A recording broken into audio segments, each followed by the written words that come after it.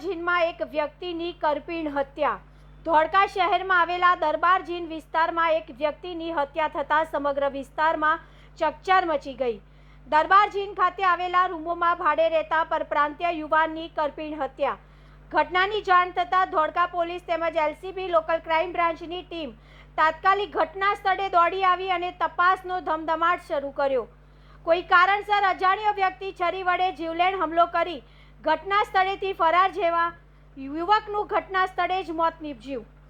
ઘટનાની જાણ થતાં ધોળકા પોલીસ ઘટના સ્થળે પહોંચી સમગ્ર વિસ્તારને કોર્ડન કરીને પુરાવા એકત્રિત કરવાની કામગીરી હાથ ધરી।